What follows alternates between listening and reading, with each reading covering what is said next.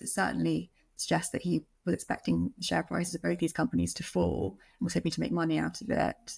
But I think the reason we've seen a bigger kind of market reaction to his disclosure is that there was already an underlying fear about, whether these valuations can really keep going up, whether we're heading for potentially a stock market crash at some point.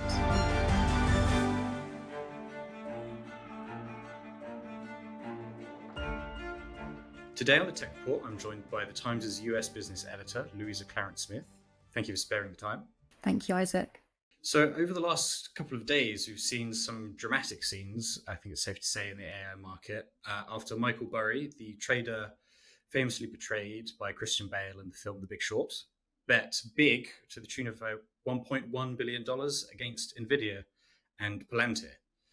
Can you just quickly take me through what's happened up to now? As you probably are aware, there's been a huge amount of optimism around artificial intelligence and artificial intelligence related stocks, particularly in the US, where there's been the biggest amount of investment in AI. And we've seen incredible increases in the share prices of stocks like Nvidia, the AI chip maker, which was the first company ever to reach a $5 trillion valuation last month, and Palantir, which up until its results on Monday was up, I think, 400% just in a year. So on the back of that, there's been a lot of, questions about whether this could be a bubble. Is this comparable to the dot-com, situation around 2000? While people have made a lot of money from these companies, could they potentially lose a lot of money?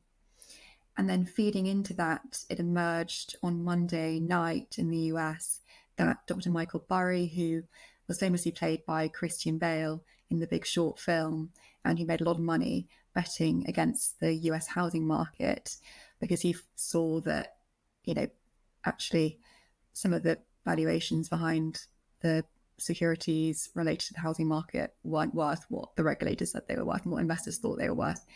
So it turns out he's placed a $1.1 billion bet that the share prices of Nvidia and Palantir will fall.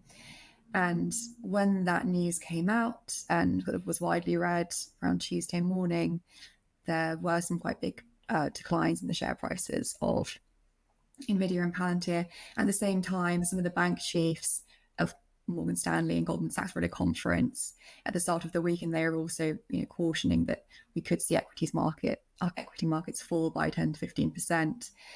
So a bit of a drip of news that caused a bit of I wouldn't quite say panic, but a bit of fear in the market and a sell-off. How much of shrinkage was there sort of in the overall market, and then sort of more specifically in the valuations of Palantir and Nvidia? So about $500 billion was wiped off as the value of AI chip makers.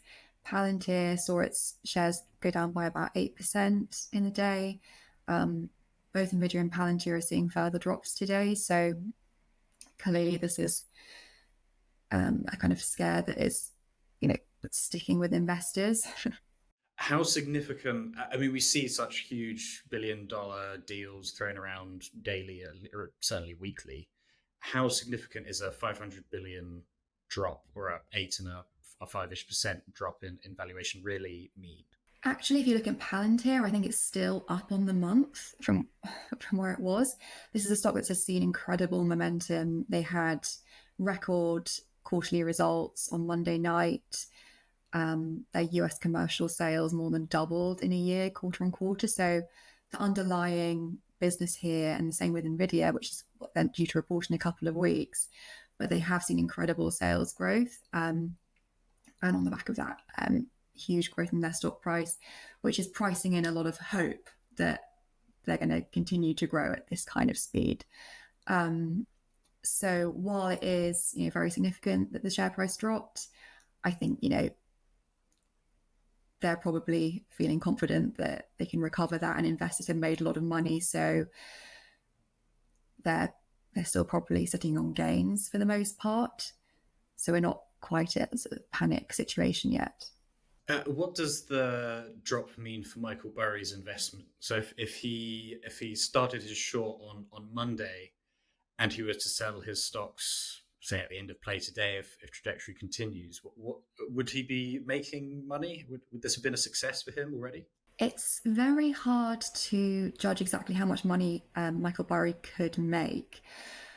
He has chosen not to give any further information about his strategy. All that we saw on Monday was a snapshot of some of his moves in the market. And what he's actually done is he's put options on Nvidia and Palantir. And that means that he has the option to sell at a certain strike price. But we don't know when that option expires. He could have actually already, sold out of this move. It's slightly different than a short. I think it's probably slightly less risky. And a short is when you sort of borrow shares from someone and then you sell them at a price and you hope to buy them back at a cheaper price and then give them back. So so it's very difficult to know exactly how big a bet he's making here. And it could be not as bad as it looks. It certainly suggests that he was expecting the share prices of both these companies to fall and was hoping to make money out of it. But I think the reason we've seen a bigger kind of market reaction to his disclosure is that there was already an underlying fear about, whether these valuations can really keep going up, whether we're heading for potentially a stock market crash at some point. You say that it hit on a sort of an underlying nervousness in the market, that maybe these valuations are getting a little bit astronomical at the moment, or certainly beyond what the revenues are producing at the moment. Do you think that this is just a blink in the market and things will continue to be going up relatively smoothly until maybe there's something catches this wave of excitement, so AGI or whatever it would be? Or do you think that this is sort of we're going to be seeing a bit more of this sort of nervousness and bit more shaking at the top end of this sort of, if we use the term, the AI bubble? I think it's going to be quite choppy in the market, certainly until the end of the year. Partly because, as we said, we've seen such a big rise in these stocks. Their valuations are getting quite frothy relative to sort of the underlying businesses that they represent. I think there's still a lot of optimism around the transformative potential of AI. This is technology which is advancing at such a rapid rate that businesses are already saying is very transformative in many cases. Not just the technology, but has to have an underlying product to go with it. Even the likes of, Facebook and Microsoft are saying that it's kind of working. It's in Facebook's case, Meta's case, they're actually able to sell more advertising on the back of it, it seems. And internally, businesses are sort of rearranging their workforces, and in many cases, actually cutting white-collar jobs, which isn't good for everyone, but effectively are becoming more efficient businesses and probably going to increase their profits in the back of it. So I think also investors, while they may be rejigging their positions a little bit, it's not like there's been this massive flight to safety and to sort of what we call value stocks.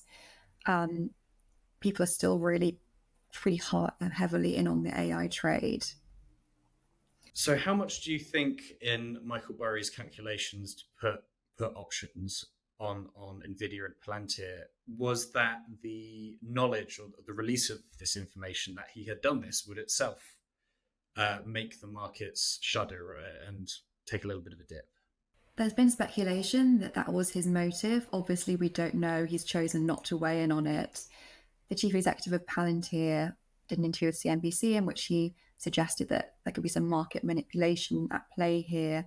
Obviously, he's very unhappy that his company is being targeted by a famous short seller. And,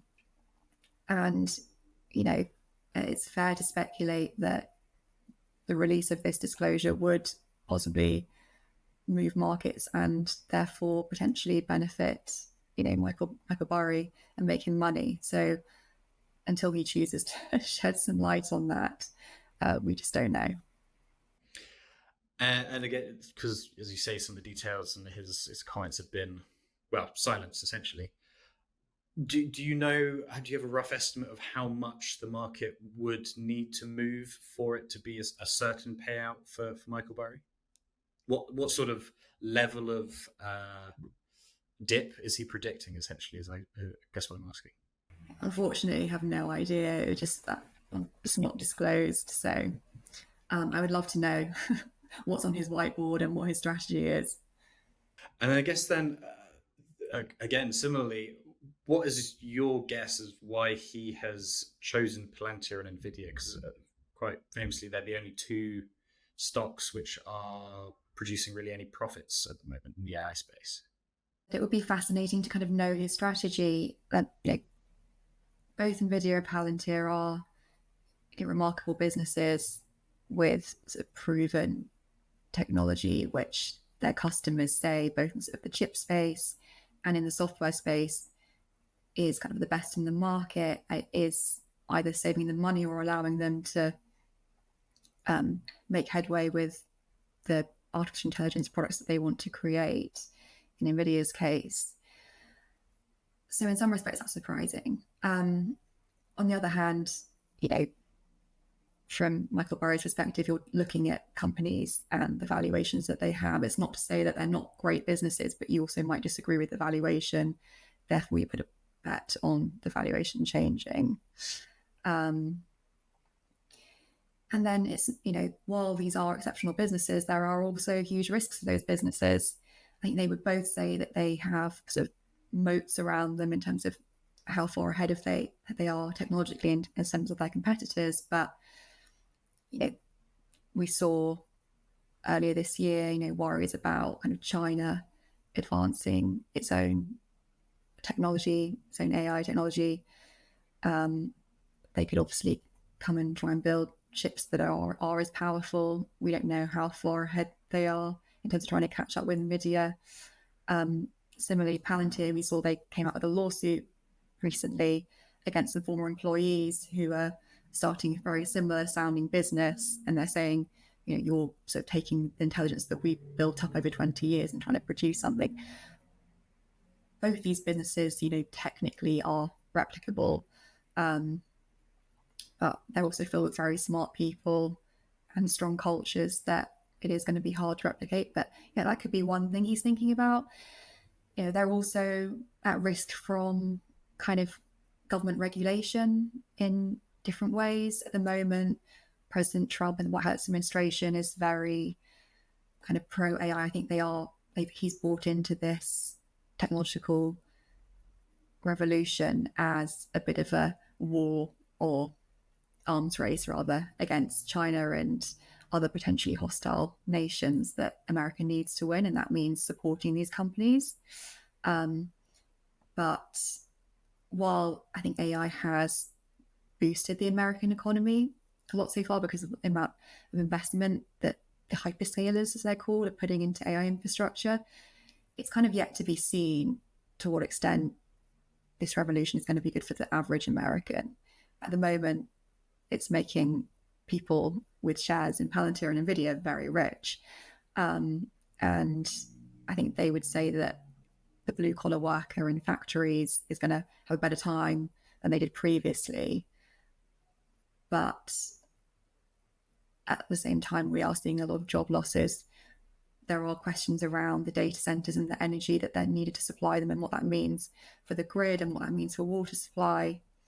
And in kind of what is kind of a populist environment, it would be quite easy to see people sort of turning against AI, blaming AI for certain things, and government taking different steps to regulate these businesses, to maybe say, actually, let's not put this technology in straight away until you can say to us it's not going to lead to too many job losses. So I think that's another big risk, but it's probably not an immediate one. And ultimately, as I say, markets driven by sentiment. So these businesses can be as great as can be, but if human psychology alters, then that alone could lead to some big share price declines, and people like Michael Burry and short sellers and other people on Wall Street could make some money here. So I guess based on all of that, what's your assessment of Michael Burry's move? Do you think it was too early, perhaps? That's something I've been hearing. Or do you think it was, if you were on Michael Burry's team, would you have been all on board, or would you have been saying maybe wait a little bit longer? I guess. Personally, I probably wouldn't have chosen these companies to bet against. I think that we are in some kind of AI bubble, but I think these are companies with a proven product, at least for now, that has shown there is a strong use case for AI. I mean, and the people that they're working with, is sort of, I mean, people can't get enough of Nvidia chips. There's always sort of fighting over them. People like Elon Musk. So, and then on Palantir's side, you've got governments and companies saying that they're becoming much more efficient and saving money as a result of this technology and this software that nobody else seems to be offering. So yeah, I would look towards other companies like Meta, for example, where Mark Zuckerberg wants to create super intelligence, investing all this money, but we don't actually know what super intelligence is. And the use case isn't as clear. And there are a lot of examples there where I think it's easier to suggest that maybe the valuation that we put on the technology and the products that they're developing with AI could be, the valuations could be much higher than they end up being. So, there will be a lot of companies in the private market and the public market that don't live up to the hype with AI, and there will be a lot of money to be made. And I think that's exactly what everyone on Wall Street now is looking at. While they want to ride this wave, where could they also make money as there's a bit of kind of the bubble pops in certain areas. And just finally, do you think, I touched on this a little bit before, do you think this is something that is going to be replicated? I suppose it would be difficult without the name Michael Burry behind it to have that sort of big short reputation. But are we going to be seeing more of this market instability, and will that sort of make it plateau a little bit on these valuations which have escalated? I think there will be a lot of, investors and analysts looking at whether they should be making a copycat move here. I think you'd have to be, pretty bold still to be going against the tide on Nvidia and Palantir at this point. But it was reported this week that Deutsche Bank has had conversations around how to hedge its exposure to data centers. So I think more broadly, there is going to be a kind of shift in the debate among investors. Like as I said before, away from just like how do we ride this AI wave, and actually, could we make money in some way if it is a bubble in some places, but also do we need to hedge the risk here because the market's become so concentrated around effectively what is this bet that AI is transformative, and we don't know how long it's going to take, what form it's going to take, and who's going to benefit, and it's very difficult to value. Well, Louisa Clarence-Smith, thank you for taking the time today. Thank you.